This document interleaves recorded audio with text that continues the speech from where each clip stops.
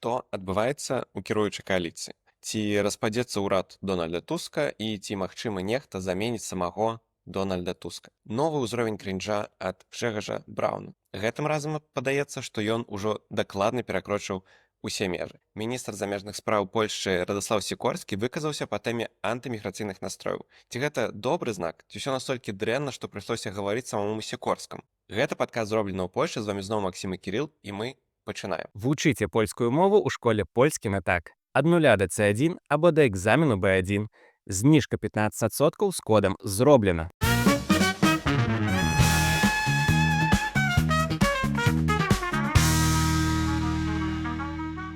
Што адбываецца ва ўрадзе Дональда Туска і ў кааліцыі? Падаецца, што нешта не клеіцца. Давай абмяркуем апошнія навіны. Так, прывітанне сябры. Тыя, хто сочыць за нашым падкастам, тыя, хто сочыць за польскімі палітычнымі навінамі, дакладна ведаюць, што ўжо на наступны дзень пасля другога тура прэзідэнцкіх выбараў, калі для Дональда Туска і іншых удзельнікаў урадавай кааліцыі сталася зразумелым, што адбылася для іх катастрофа і прэзідэнтам будзе Караль Навроцкі, было шмат выказванняў на тэму таго, што вось мы зараз усе рушым у такім, як кажуць па-польску, пасполітым рушэнню, зробім рэканструкцыю ўраду і усе наперад, зараз будзем працаваць вельмі моцна і рабіць усё, што не зрабілі дагэтуль. Аднак мінула ўжо, здаецца, 6 тыдняў, так? А відавочна ўсё далей стаіць у мёртвай кропцы. Адзінае, што зрабіць атрымалася, гэта прызначэнне прэс-сакратара Адама Швабкі, які знаходзіцца на гэтай пасадзе ўжо 3 тыдні. Відавочна, што ў кааліцыі цяжка пазбірацца, каб нарэшце пачаць радаваць палякаў сваімі дзеяннямі і выконваннямі сваіх абяцанняў. Але ўвогуле, давай вельмі коротка абазначым, навошта гэта рэканструкцыя? Ну, то бок, зразумеў, што гэта ж не толькі маркетинг, напэўна. І якая мэта? Так, мы ўжо, здаецца, некалькі разоў у нашым падкасце падкрэслівалі, што гэты ўрад вельмі моцна раздуты. Лічба людзей, якія ўдзельнічаюць ва ўрадзе, то бок міністры, віцэ-міністры, яна пераваліла за 100 чалавек. І вельмі даўно, яшчэ за шмат месяцаў, нават за год, здаецца, да прэзідэнцкіх выбараў, шмат казалася нават у ліберальных СМІ прыхільных урадаў, што з гэтым трэба нешта рабіць. Чаму так увогуле адбываецца? Бо гэтая кааліцыя, яна вельмі шырокая, так? Бо гэта 4 вялікія групы, якія складаюцца яшчэ з меншых партый. Кожны хоча мець нейкі кавалачак гэтага торту. І ў выніку паўстаюць проста паталагічныя сітуацыі, што ў некаторых міністэрствах, напрыклад, як у міністэрстве замежных спраў, 7 віцэ-міністраў, з якіх 4 гэта віцэ-міністры, як кажуць па-польску, спартыйнага надання. Так? Гэта людзі, прызначаныя партыямі, якія ўваходзяць у склад кааліцыі.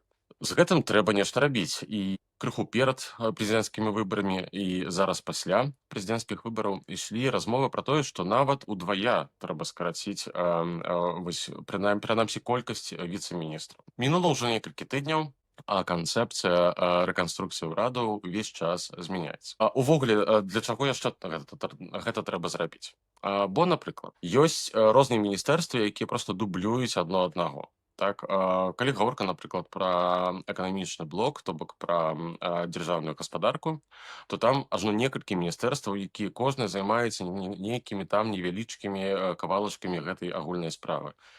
Таксама вось пытанне, напрыклад, пра энергетыку ці пра некаторыя іншыя.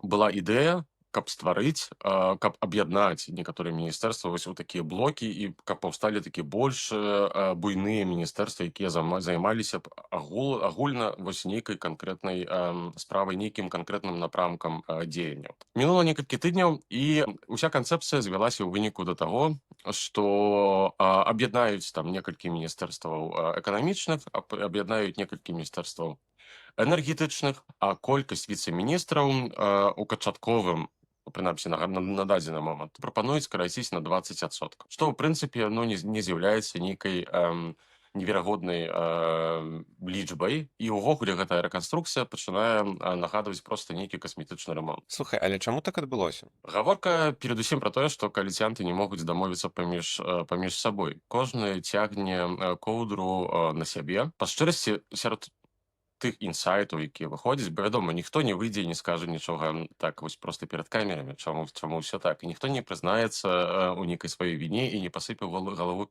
попелам. Але сярод тых інсайтаў чуць, што кааліцыянты проста сапраўды не могуць знайсці нейкай супольнай мовы. Ось гэта у чарговы раз падкрэслівае, што гэтая кааліцыя, яна, канешне ж, склееная тым, што яны ўсе знаходзяцца ва ўрадзе, маюць уладу ў сваіх руках. А калі нехта трапляе ва ўраду і бачыць перад сабой вось гэты трон, то стаўленне чалавека заўсёды змяняецца, і яму хочацца трымацца за гэты трон усімі даступнымі сінімі пальцамі, якія ў яго ёсць. Дык вось, кааліцыянты паміж сабой дамовіцца не могуць, а Дональд Туск, мне такое адчуванне, што проста махнуў рукой, адпусціў сітуацыю і не мае ўжо нейкай здольнасці, каб прыструніць, скажем так, сваіх сяброў па кааліцыі. Па шчырасці, я Дональда Туска крыху не пазнаю. Вядома, ён вярнуўся ў Польшчу пасля шмат гадоў адсутнасці, калі ён быў ва ўладах еўрапейскіх. Вярнуўся да кіравання грамадзянскай кааліцыяй і быў адным з аўтараў таго, што вось пасля выбараў у 23 годзе паўстала гэтая кааліцыя. Першыя званочкі аб тым, што нешта ўсё ж такі не так, з'явіліся, што там прыкладна праз некалькі тыдняў насамрэч пасля таго, як кааліцыя паўстала. Але найбольш відавочным, асабліва вось у сэнсе такім, што мы зараз можам паглядзець так з перспектывы апошніх некалькіх месяцаў, вось гэтыя паўгады ад пачатку года да паразы кааліцыі на прэзідэнцкіх выбарах дакладна паказалі, што гэта ўжо іншы чалавек. Заўсёды Дональд Туск, падобна, дарэчы, як і Яраслаў Качынскі, меў рэпутацыю чалавека такога даволі жорсткага. Ось, які там, дзе трэба, можа ударыць у стол, ось, сказаць нават некалькі непрыемных словаў ці пакрычаць на кагосьці, ось, і вымусіць нешта там. У дадзены момант ёсць дакладна, прынамсі у мяне дакладна ёсць такое адчуванне, што ці гэта ўзрост, ці чалавек проста сапраўды вельмі моцна змяніўся і крыху не разумее таго, што змянілася і грамадства, так, цягам вось гэтых гадоў ягонай адсутнасці, што ён страціў вось здольнасць да такога жорсткага кіравання. Вось гэта бачна і вось па ягоных, не па ягоных, а ўвогуле па паводзінах кааліцыянтаў, і пра тое, што няма кагосьці, хто можа вымусіць на іх вось некае аб'яднанне, каб для супольнай справы нешта там нарэшце рэшт зрабіць. Ось, але гэта было бачна таксама і па сітуацыі са штабам Рафала Часкоўскага, які відавочна рабіў увесь час нейкія вельмі сур'ёзныя памылкі, якія пасля між іншым прывялі да паразы на прэзідэнцкіх выбарах. Ці можа гэта нагода на тое, каб замяніць Дональда Туска? Ці ёсць кандыдатуры? Я ведаю, што нават ужо праводзяцца апросы там, ці быў бы Радаслаў Сікорскі лепшым прэм'ерам, напрыклад. Агулам, па шчырасці, я лічу, што я ўсё больш і больш схіляюся да думкі, што калі нешта яшчэ можа ўратаваць гэтую кааліцыю і перад неверагоднай паразай падчас наступных парламенцкіх выбараў, то гэта змена на пазіцыі прэм'ер-міністра. Ось, усё ж такі, я, дарэчы, і шмат разоў дагэтуль казаў, што я лічу, што вось гэтае пакаленне постсалідарнасцевых палітыкаў, так, якія пачыналі сваю дзейнасць яшчэ ў 70-е, 80-е гады, павінна ўсё ж такі сысці на пенсію паволі, ось, заняцца ўнукамі, ось, і даць дарогу маладым. Адзінае што, Дональд Туск, і вось тут, дарэчы, вельмі добрая розніца паміж Дональдом Тускам у дадзены момант і Яраславам Качынскім. Калі мы паглядзім на партыю «Права і справядлівасць» і паспрабуем сабе пералічыць з дзесятак яскравых палітыкаў, то гэта зрабіць дакладна можна. Бо там ёсць і Przemysław Czarnek, і Ярослав Фогель, і шмат іншых палітыкаў. Вельмі часта вельмі маладых людзей, і некаторым з іх няма нават 40 гадоў. Ось, і у Яраслава Качынскага ўсё ж такі, нягледзячы на тое, што гэта як палітык, не палітык аўтарытарнага тыпу, палітык цвёрдай рукі, асабліва ва ўласнай партыі. І, безумоўна, ўсё агульнае кіраванне партыі ПіС знаходзіцца ў руках Ярослава Качынскага. Але вось на такія, скажам так, флангавыя напрамкі дзейнасці ён вельмі ахвоча дапускае вось гэтых маладых, яскравых, харызматычных людзей. У той жа час, калі мы паглядзім на грамадзянскую кааліцыю, а перадусім, канешне, на галоўнае ядро гэтай партыі, то бок грамадзянскую платформу, асабліва няма пра каго сказаць. Ну, акрамя Радаслава Сікорскага. Адзінае што, і вось чаму я не веру, што Радаслав Сікорскі мог бы перамагчы вось у такой барацьбе за тое, каб стаць новым прэм'ер-міністрам. Радаслав Сікорскі ўвесь час для грамадзянскай кааліцыі з'яўляецца нейкім іншародным целам. Ось, бо ён калісьці быў у праве справядлівасці. Ён некалі быў міністрам абароны ва ўрадзе Ярослава Качынскага. А пасля ён перайшоў у грамадзянскую кааліцыю, то бок ён чалавек звонку.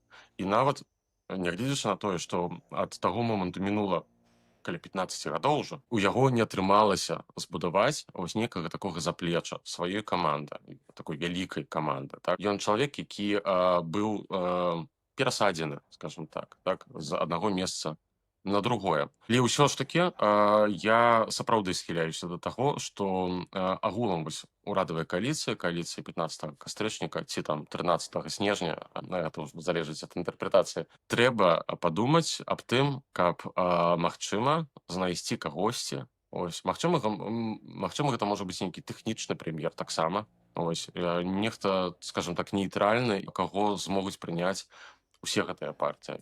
Так, каб замяніць вось Дональда Туска, які стаўся, на жаль, для яго і, на жаль, для яго так прыхільнікаў, тварам паразы. Туск і яго паплечнікі шукаюць новую кандыдатуру на месца самого Дональда Туска.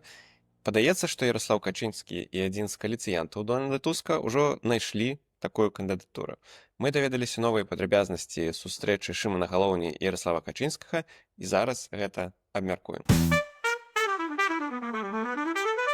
Прайшоў яшчэ тыднёвы цыкл пасля сустрэчы Ярослава Качынскага і Шымана Галоўні, начной сустрэчы, тайнай сустрэчы, пра якую ўжо больш за тыдзень, падаецца, размаўляюць уся Польшча, і мы ў прыватнасці. Што мы даведаліся з таго часу? Наколькі я разумею, там высветлілася, што гэта была не адна сустрэча, а нават некалькі сустрэчаў.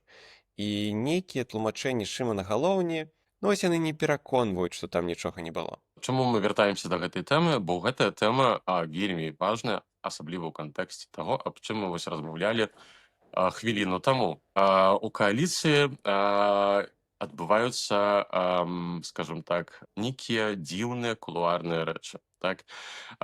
Усё больш і больш інтрыг. Гэта вось тая самая палітычная нестабільнасць, якая будзе нарастаць насамрэч як снежны ком з цягам наступных некалькіх месяцаў. Журналісты высветлілі, што тых такіх сустрэчаў, начных каханкаў недзе там у прыватнай кватэры ў Варшаве было як мінімум 2. Магчыма, нават больш. То бок гэта насамрэч толькі пацвярджае тое, што ёсць нейкая сур'ёзная гульня. Ёсць нейкая сур'ёзная гульня, аўтарам якой, я проста ўпэўнены, абсалютна з'яўляецца Ярослав Качынскі, бо гэта ўсё ж такі адзін з найвялікшых умоў, скажем так, палітычных у Польшчы, і ён майстар такіх рэчаў. Таксама Адам Белан, у кватэры якога адбываліся гэтыя тайныя сустрэчы, таксама з'яўляецца адным з вельмі таленавітых спін-доктараў, звязаных з правам і справядлівасцю, і чалавек, які дакладна ўмее гуляць у такія гульні. Пасля чаго, канешне ж, былі вельмі дзіўныя тлумачэнні. Перадусім з боку Шымана Галоўні, але не толькі. Адам Белан таксама, скажем так, прыдумаў вельмі цікавую вымоўку. Пачну з Адама Белана. Падчас аднаго з інтэрв'ю Адам Белан на пытанне журналістаў, што ж яны там рабілі ўначы, у прыватнай кватэры, сказаў, што гэта было паседжанне такога кніжнага клубу, дзе яны, 4 спадара, абмяркоўвалі кнігу, дзе апісваўся працэс падзення першай Рэчы Паспалітай, той агульнай з намі дзяржавы, так, польска-беларуска-літоўскай. Ведаеш, вось гэтыя тыктокеры англамоўныя кажуць, што яны думаюць пра рымскую імперыю па меншай меры раз на дзень, а вось у Польшчы думаюць пра распад Рэчы Паспалітай. Гэта такая наша польская рымская імперыя насамрэч. Вяртаючыся да спадара Шымона Галоўні. Цягам апошняга тыдня я бачыў некалькі розных размоваў Шымона Галоўні з рознымі журналістамі. Так перадусім там Моніка Олейнік, якая працуе ў ТФУН і з'яўляецца адной з такіх вельмі найбольш вядомых польскіх журналістак. Таксама яшчэ некалькі іншых. І што цікава, па-першае, Шымон Галоўні блытаецца ў сваіх паказаннях. Усе мы ведаем, што калі нехта пачынае блытацца ў паказаннях, то гэта азначае, што трэба капаць глыбей і дакладна нешта знойдзем. Калі я глядзеў ягоныя тлумачэнні пра тое, што канечне там абмяркоўваўся тэхнічны ўрад, але агулам то ён гэта ўсё робіць для Польскі і ён будзе сустракацца з кожным. Ну, канечне ж, я паўтору сваё пытанне з папярэдняга нашага выпуску, спадар Шымон, то чаму у такім выпадку вы гэта робіце а другой гадзіне ўначы ці там першае, прыязджаючы патаемна на нейкае там месца на паркінгу, так паркуючы свой лімузін урадавы другой асобы ў дзяржаве, замест таго, каб прыняць гэтых інтарэсантаў у сваім шыкоўным офісе у будынку Сейму Польшчы. Да якой высновы я прыйшоў, калі я глядзеў яго на тлумачэнне? Як некалі казаў знакаміты рэжысёр Станіслаўскі, не веру. Гэта першы выраз, які прыходзіў у маю галаву. Проста не веру. Што цікава яшчэ? Асабліва гэта было бачна ў размове з Монікай Олейнік. Было вельмі выразна бачна, што Шымон Галоўня, спадар маршал, намагаецца спадарню Моніку проста загаварыць. Ён гэта вельмі добра ўмее. Пачынае ліць ваду, як той студэнт, які, прыйшоўшы на экзамен, вывучыў толькі 3 сказы, а ўсё астатняе гэта такое, ведаеш, творчая, скажем так, эквілібрыстыка. Спадар Шымон дакладна гуляе ў нейкую гульню. Пра тое, што гэтая гульня нейкая даволі сур'ёзная, скажем так, указваюць 3 рэчы. Па-першае, Яраслаў Качынскі проста так, уначы, нікуды не паедзе.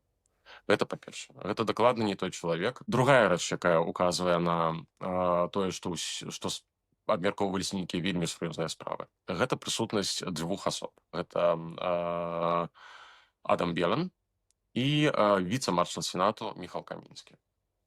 Увогуле, спадар віцэ-маршал Міхал Камінскі гэта вельмі цікавы чалавек. Магчыма, мы некалі распавядзем пра яго крыху больш падрабязна, але ён дакладна вядомы шматлікім беларусам, якія жывуць у дадзеным момант у Польшчы. Так, бо гэта чалавек, які ангажуецца ў беларускія пытанні і так далей. Дык вось, Міхал Камінскі і Адам Белан гэта старыя сябры. Яны выводзяцца з права і справядлівасці і адзін і другі. Гэта вельмі таленавітыя паліттэхнолагі. І адзін, і другі. Яны разам у такой камандзе былі аднымі з аўтараў перамогі Леха Качынскага на выбарах у 2005 годзе.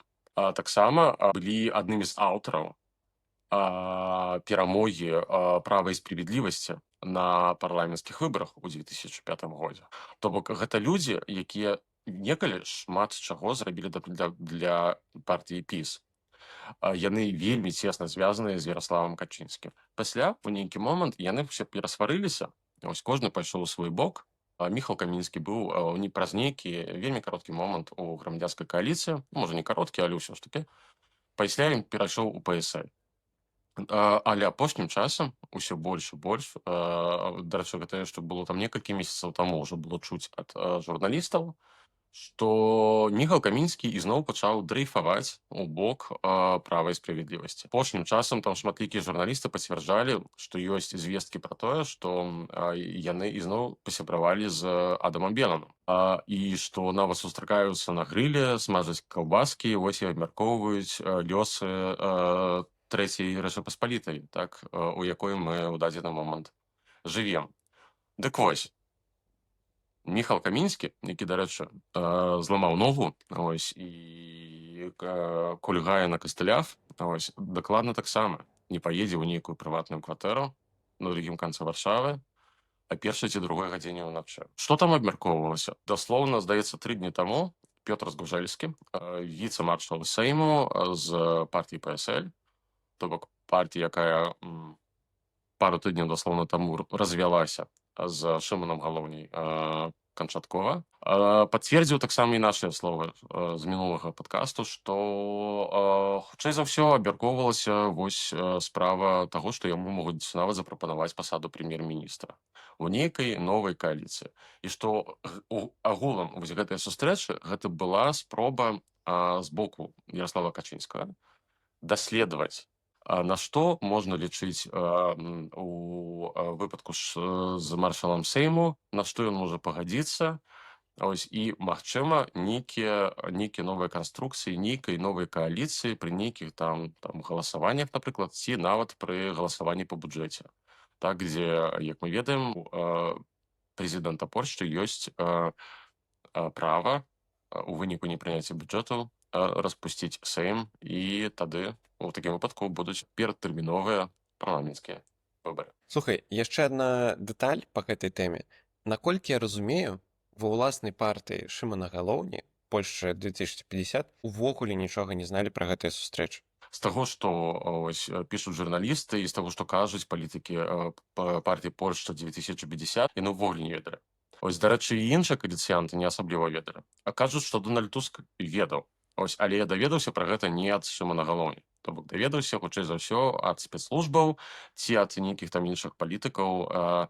Карацей, гэта ўсё вельмі моцна падрывае давер, які і так, скажам так, не найлепшы сярод кааліцыянтаў у сённяшняй кааліцыі. Дарэчы, гэта ўжо прывяло да пачатку вось гэтага працэсу эрозіі у партіі Польшча 2050. Ось, нават ужо ёсць дэпутаты, якія выйшлі з партіі Польшча 2050. Скажам так, калі гэтая афера з Шыманам Галоўняй не ўціхне, то гэты працэс будзе толькі паскарацца. Твая ацэнка, ці можа распасться кааліцыя вось праз усе гэтыя працэсы, праз дамоўленасць Шымана Галоўні з Качынскім, праз вось такую нездольнасць перасабраць кааліцыю з боку Дональда Туска, ці магчыма гэта?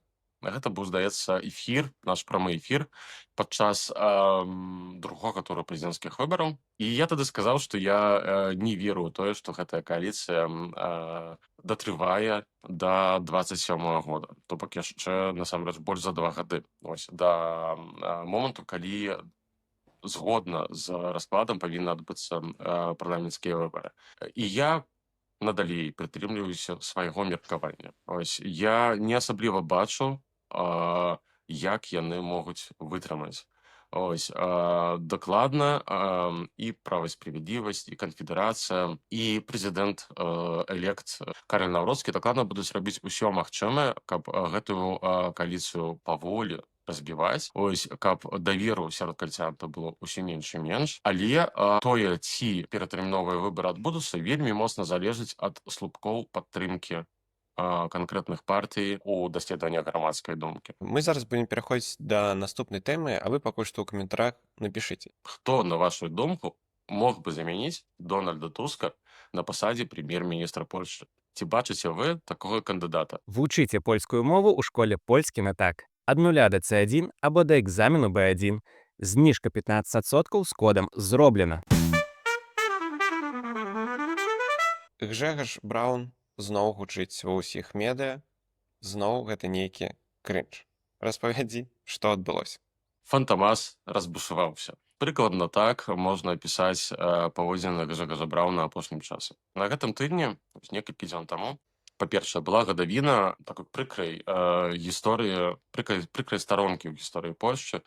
Гэта пагром у Едвабным. Едвабна — гэта такі невялічкі гарадок недалёка ад Ломжы, ось, то бок на паўночны ўсход ад Варшавы, дзе ў ліпені 41-го года адбыўся адзін з найбольш крывавых габрэйскіх пагромаў у гісторыі увогуле нашага рэгіёну. Загінула каля 340 жыхароў горада Едвабна габрэйскага паходжання. Ось, але гэта былі польскія грамадзяне.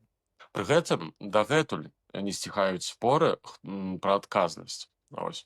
Пры гэтым нават польскія даследчыкі, канешне ж, прызнаюць, што актыўны ўдзел у гэтым прымалі таксама і людзі з польскага насельніцтва, так, то бок палякі, якія жылі ў Едвабным. ідуць увесь час споры, ці гэта была нейкая ініцыятыва мясцовых жыхароў, ці нейкіх калабарантаў, і наколькі вялікая была адказнасць нямецкіх жаўнераў, напрыклад, так, бо трэба разумець, што гэта адбывалася ў варунках нацысцкай акупацыі, так, гэта быў 41 год. Але на дадзены момант гэта не асабліва важна. Але вось была 84 гадавіна гэтай падзеі. Як заўсёды, там адбывалася, у Едвабным адбывалася ўрачыстасць з удзелам начальнага равіна Польшчы. Ось, і на гэтую ўрачыстасць прыехаў Гжэгаш Браўн у атачэнні сваіх там прыхільнікаў. Ось таксама былі людзі з транспарантамі, што яны, скажем так, не прызнаюць удзел палякаў этнічных у гэтым пагроме. Усё гэта перарасло у, скажем так, авантуру, так, па-польску кажуць авантура. Скандал. У скандал, у вялікі скандал, так, са спробай заблакаваць машыну з начальным равінам. Карці, ледзь не дайшло до мардабою. Ось, насамрэч, так гэта ўсё выглядала. Адначасова з гэтым, это, здаецца, было нават у той жа самы дзень. Гжэгаш Браўн удзельнічаў у інтэрв'ю, якое даваў такому вядомаму польскаму радыю ВНЭТ, дзе падчас інтэрв'ю ён сказаў амаль што даслоўна, ось, што газавыя камеры у Аўшвіца гэта фейк. Ось. І нават журналіст радыё ВНЭТ мусіў проста перарваў размову, сказаў, што ёсць ўсё ж такі пэўныя межы. Ось, і што гэтай межы Гжэгаш Браўн дакладна ўжо перайшоў, і таму ён проста адключыў яго з эфіру. Я бачу тлумачэнні прыхільнікаў Гжэгаша Браўна, палітыкаў, якія звязаныя з Гжэгашам Браўнам, што там нібыта, што ў Аўшвіцы дакладна не было, ўсё было ў Біркенау, так, то бок, але, прабачце, гэта чысты водабаўцізм, спроба перавесці стрэлкі, так, ось, не больш за тое. Што робіць Гжэгаш Браўн? Гжэгаш Браўн увесь час пытаецца вось нашчупаць гэтую мяжу, да якой ён можа пасунуцца, так, у сваіх дзеяннях. Ён дакладна пачуў, што ёсць запыт нейкі там, ёсць ніша, якая была увесь час вольная. Ось такога клоуна у польскай палітыцы не было. Ведаеш, такі, прабачце за параўнанне, але польскі Жыріноўскі, ён павінен быў з'явіцца. Так? Ось чалавек, які будзе рабіць перформансы, чалавек, які будзе перакрочваць межы дазволенага, чалавек, які будзе даследаваць мяжу гэтай маральнасці нейкай у польскім грамадстве. Пры гэтым сказаць, што польскае грамадства антысеміцкае, дакладна таксама нельга, і гэта неправда. Але ў кожным народзе дакладна ёсць нейкая група людзей, якая схільная да такіх поглядаў. Пры гэтым, як паказвалі даследаванні перад прэзідэнцкімі выбарамі, даволі вялікая частка з іх, яна нават саромеецца ў гэтым прызнацца. Вось, але пасля яны ідуць і ставяць крыжык там, дзе яны яго ставяць. Гжэгаш Браўн, я дакладна гэта таксама падкрэсліваў некалькі разоў у нашым падкасці, што ён чалавек вельмі не глупы. Ён вельмі начытаны чалавек. Так, ён займаецца палітычнай клоунадай, пры гэтым збіваючы сабе капітал на вельмі амаральных, скажем так, поглядах і дзеяннях, але ён дакладна ведае тое, што ён робіць. Кожны гэты ягоны крок, ён вельмі дакладна запланаваны. У гэтым няма ніякай выпадковасці. Але слухай, вось мы кажам пра межы, якія ён нашчупвае, але вось мне падаецца, што адзінае, што ён нашчупвае, што ніякіх межаў няма. Чаму няма рэакцыі? Гэтае пытанне задаюць, здаецца, ўжо проста ўсе навокал. Я гэта чуў і ад правых, таксама, напрыклад, публіцыстаў, што чаму дзяржава нічога з гэтым не робіць. Бо, так, Гжэгаш Браўн еўрадэпутат, у яго ёсць імунітэт. Але гэта не азначае, што ён бескарны. Пракуратура, дарэчы, вось у выпадку з выказваннямі наконт таго, што газавыя камеры ў Аўшвіц гэта фейк, распачала следства, але ад сітуацыі з гашніцай, так, у Сейме мінула колькі? Уже 1,5 гады, здаецца. Вось, і дагэтуль нічога не робіцца. Таксама была сітуацыя з ягоным уварваннем у шпіталь. Таксама была сітуацыя з украінскім еўрапейскім сцягам. Дарэчы, таксама хэппенінг, скажем так, перадвыбарчы. І такіх сітуацый множыцца, і польская дзяржава нічога не робіць. Мне есть такое адчуванне, што нехта там у пракуратуры проста баіцца нешта яму зрабіць, у тым сэнсе, што паставіць яму нейкае абвінавачанне і скіраваць справу, напрыклад, у еўрапарламент, каб яго пазбавілі імунітэту па гэтых там ці іншых справах.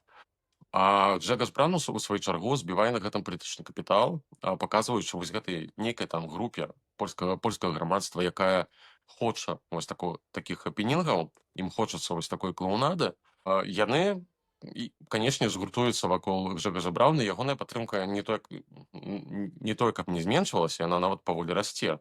Бо апытанні паказваюць, што ў выпадку, напрыклад, выбараў парламенцкіх, ягоная партыя, то бок канфедэрацыя Корана-Польскай, можа разлічваць ужо на 7-8 часам нават адсоткаў галасоў. А гэта, прабачце, 30 дэпутатаў. Гэта ўжо сапраўды шмат. Так, і гэта той парламент, у які не патрапіць ні ПСЛ, ні Польша 2050 шмонагалоўні. То бок там будзе ПіС, канфедэрацыя і партыя Джэгаса Брауна. Зразумела, з платформай Вітаем. абыватэльскай. Вітаем вас у новай Польшчы. Для мяне так і не засталося незразумела. Чаму ніхто з ім нічога не робіць? Вось гэты страх, пра які ты кажаш. Вось гэта страх чаго? Ну, так, есть такое адчуванне, што проста, ведаеш, па-польску кажуць брак яй, што ў кагосьці у пракуратуры, канешне ж, усе глядзяць на генеральнага пракурора Адама Боднара і кіруюць пытанні да яго. Але Адам Боднар ужо цягам апошніх 1,5 гадоў здолеў стварыць сабе рэпутацыю чалавека, які, скажем так, вельмі павольна вядзе нейкія справы. І ягоныя дзеянні вельмі часта нагадваюць такую італьянскую забастоўку. Чаму з Джэгасам Брауном нічога не робіць? Па шчырасці, у мяне адказаў няма, акрамя таго, што проста нехта баіцца і не хоча ўзяць на сябе адказнасць. Пакінем гэтае пытанне падвешаным. Спадзяюся, што ўсё ж такі гэта неяк вырашыцца. Мы пераходзім да пытання Радаслава Сікорскага, які, прынамсі для мяне даволі нечакана, зрабіў заяву па тэме антымігранцкіх настрояў. Радаслав Сікорскі выходзіць з заявай пра антымігранцкія настроі. Ён іх асуджае, ён кажа, што трэба гэта змяняць. Ён кажа, што спачатку словы, а потым гэта ператвараецца ў газавыя камеры. Адаслаўся да словаў Джэгаса Брауна. Ці гэта нагода парадавацца, што вось такі моцны палітык, міністр замежных спраў Польшчы, асуджае антымігранцкія настроі? Ці гэта нагода, каб пачаць баяцца ці нервавацца, што справы ідуць зусім дрэнна? Ведаеш, і адно, і другое. З аднаго боку, вельмі добра, што нехта звяртае на гэта ўвагу, але, на мой погляд, гэта абсалютна недастаткова. Канешне, вялікая падзяка Радаславу Сікорскаму за тое, што ён выступіў з такой заявай. Хацелася б, каб такіх заяваў было больш і ад большай колькасці палітыкаў. Дарэчы, вось словы Джэгаса Брауна пра Аўшвіц, яны вызвалі абурэнне проста з усіх бакоў. І Яраслаў Качынскі, і Беата Шыдла, і Матэуш Маравецкі, і палітыкі сённяшняй кааліцыі, і польскі епіскапат. І, канешне ж, напрыклад, новы амбасадар Злучаных Штатаў Амерыкі Том Роуз, які з'яўляецца габрэем, усе выступілі з шырокім вялікім абурэннем. Яно не дзіўна, бо Джэгас Браун проста перайшоў усе межы чалавечнасці, просто, скажем так, на мой погляд. Вяртаючыся да словаў Радаслава Сікорскага. Гэта, канешне, добра, і хацелася б, каб гэтага было больш. Хацелася б, і чаго б я чакаў ад кааліцыі, каб яны нарэшце апрацавалі нейкі механізм працы з грамадствам, піару такога, таксама у адказ на тую хістэрыю, якую раскручваюць правыя палітыкі наконт нейкага там крызісу на мяжы, такога няма. Я маю на ўвазе, канешне ж, мяжу заходнюю, не ўсходнюю. Трэба нешта супрацьставіць. Павінна быць апрацаваная нейкая праграма, план дзеянняў. План дзеянняў у СМІ, нейкай, прабачце, гэтае слова гучыць дрэнна, але ўсё ж такі прапаганда, супраць вось гэтай істэрыі якой займаюцца палітыкі з правага боку. Накручванне нейкіх настрояў, збудаваных на ненавісці, вельмі часта раней ці пазней прыводзіць да фізічнай агрэсіі і прыводзіць да трагедыі. Так, дарэчы, было і падчас Брэксіту у Вялікабрытаніі, калі, напрыклад, былі ахвяры сярод палякаў, якія жылі у Вялікабрытаніі. Таксама быў выпадак падчас кампаніі Брэксіту, што нейкі чалавек, бо мы ж усе добра разумеем, што сярод кожнага грамадства ёсць яшчэ і людзі, скажам так, не зусім здаровыя псіхічна, якія, наслухаўшыся вось такой прапаганды, такой істэрыі, такіх лозунгаў, могуць успрыяць гэта як заклік да нейкіх дзеянняў. І, напрыклад, у Вялікабрытаніі была сітуацыя, што адзін такі не вельмі здаровы псіхічны чалавек забіў МПіса, то бок дэпутатку парламента Вялікабрытаніі, якая удзельнічала ў кампаніі за тое, каб застацца ў складзе Еўрапейскага Саюза. Вось, таму я вельмі спадзяюся, што у нейкі момант тыя ж палітыкі права і справядлівасці дакладна зразумеюць, што гэта таксама тупіковы шлях, бо яны на шляху да ўлады ў дадзены момант. Усе зоркі на небе складваюцца такім чынам, што, вельмі верагодна, і гэта верагоднасць, яна не змяншаецца, што у нейкай недалёкай перспектыве яны ізноўку будуць кіраваць Польшчай. Яны дакладна ведаюць, Польшчы патрэбныя працоўныя рукі. Што яны зробяць у выпадку, калі яны давядуць сітуацыю да такога накалу, напрыклад, што украінцы і беларусы пачнуць актыўней з'язджаць з Польшчы. Ім даведзецца прывозіць сюды мігрантаў з Індыі, Бангладэшу, краін Афрыкі, напрыклад. І як яны будуць збірацца гэта рабіць у сітуацыі, калі настроі ў польскім грамадстве будуць такі, што ніхто не захоча сюды прыязджаць. Адказ відавочны. Трэба мець крыху розуму ў галаве, разумець, што тое, што яны ў дадзены момант робяць, гэта дзейнічае на некарысць польскай дзяржавы. Пакуль ты казаў, узнікла такая думка, што наколькі ж у рэальнасці, тут няма тэрыторыі для канфлікту, быццам бы. То бок, можна зразумець адных людзей, якія баяцца мігрантаў, бо базава мы, як людзі, баімся людзей з іншых культур, краін, з іншых моў, і гэта такі базавы, даволі зразумелы страх.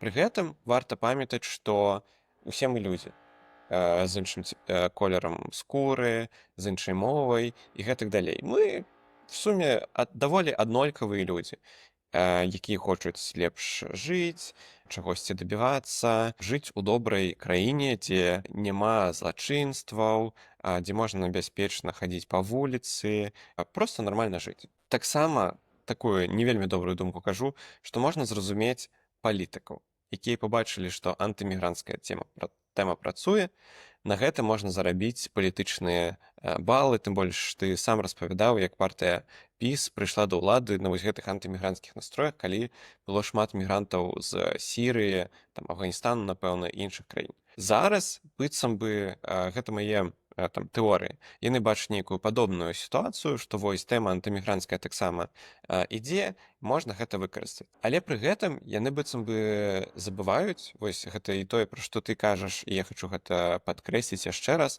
што гэта справа пра людзей усё ж такі. Гэта не проста нейкія міфічныя мігранты, гэта людзі. Гэта вось я, напрыклад, гэта нейкія іншыя людзі, і нас шмат. І тут з аднаго боку можна думаць вельмі прагматычна, гэта вось таксама тое, пра што ты кажаш, што Польшча патрабуе мігрантаў, што патрэбныя працоўныя рукі, вельмі нізкая нараджальнасць, патрэбны проста, нават не тое, каб і працоўныя рукі, а проста людзі патрэбныя. Бо калі так працягнецца далей, то насельніцтва Польшчы будзе змяншацца.